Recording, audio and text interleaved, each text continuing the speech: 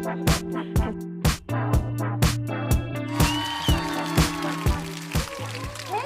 Welcome to LA, Korea. Thank you very much. Let's take a stroll. Absolutely. I'll tell you a little bit about myself. I was born in Korea, but I moved to Europe when I was 7. I'm mainly of operations and supply chain professional, but I joined Atlan 2.5 years ago. It wasn't really my plan to get into VC, but when I saw the job description, I couldn't resist. I love working with founders. I love being exposed to their new ideas.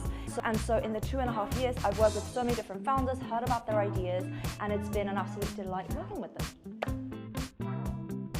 I did a brief calculation, and it is around 600 founders. 600 entrepreneurs. Yes. What do you think makes a great founder?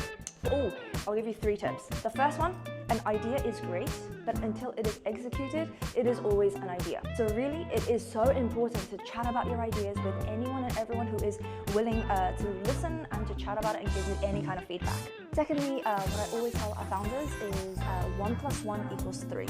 So how to explain that? If one person is 1 and your co-founder is another 1, 1 + 1 should not equal 2. That means that you should really empower each other to exceed way more than you can as yourself and as a team.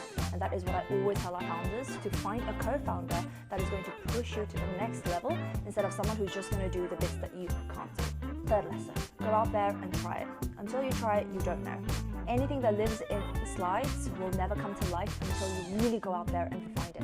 So even though our residency program is very intense, 11 weeks long, we always tell our founders to go out there and just try talking to potential customers and just try it, because until you try, you don't know.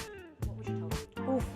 Just go for it. There is never the perfect time. And I know that these days people might be saying, oh, but it is an uncertain time, you don't know whether you might be able to fundraise or not.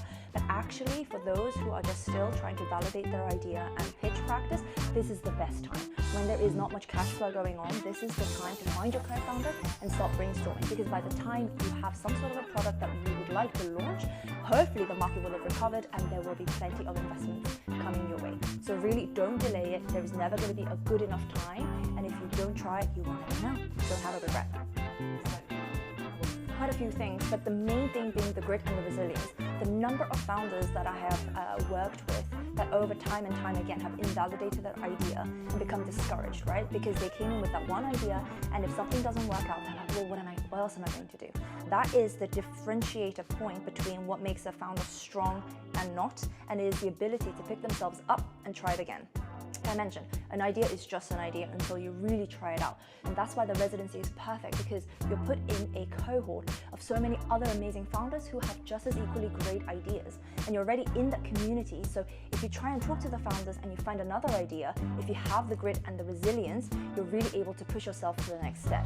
And so what we try and find out in the interview is whether you have that special kind of sauce to take you to the next level, or whether you come into the residency and after 1 week you find it too difficult and leave, which unfortunately we do, but we try and prevent that by trying to find that out during the scouting period. 안틀에 관심 있으시면 지금 바로 지원하세요.